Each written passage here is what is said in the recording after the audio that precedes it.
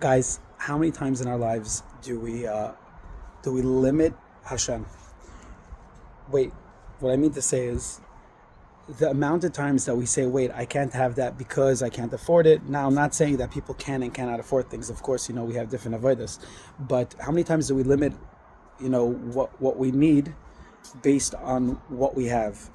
Now, what I mean to say about that is, if I need something and I'm in a scenario where I need it, the reality that I'm in is basically choosing to believe in Hashem and have bitachon and be samech that Hashem will provide it, or to come to this, understanding of, okay, I can't afford it, and try to be creative in ways to not be able to receive it by saying, I can't afford it, and come to terms with that, or be mevater on something else in order to get it. Now, again, everybody has different cheshbonos, but really the crux of what's going on over here is, do you have bitachon or not? Because when you're in a scenario where you need something and you have to make a decision to receive it or not.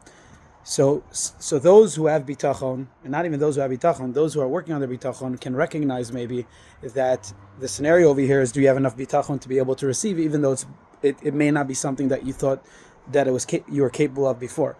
But those who don't have bitachon just go into the route of saying, Hashem, why do you keep on doing this to me? I need this and now I can't have it. I need this and now I can't have it. And why are you being so mean? But the reality is that it's a chiyuv to have bitachon. So if it's a chiyuv to have bitachon, it's a mitzvah. I'm saying it's a mitzvah that says that it's a chiyuv to have bitachon. So if it's a chiyuv to have bitachon and it's a mitzvah to have bitachon, when you're in a scenario where you're struggling because of lack of bitachon, recognize that it's lack of bitachon, and when you work on your bitachon, you'll be able to receive. That's the whole thing. That's why we're put in scenarios where we don't just get everything. It's a matter of bitachon, because if you have bitachon, you will be able to receive. And if you don't have bitachon, you won't be able to receive, or you'll be able to, or the receiving will come at a cost of something. But the reality is that it's the same way as anything we're going through. Like, it's all an avodah that we have to work on ourselves. So we're going to be put in scenarios of needing to work on ourselves. And as we work on ourselves, we'll be able to grow. So let's say someone struggles with davening, so he goes to daven, it's hard for him, at the end he's showing up to daven. There's no difference with bitachon.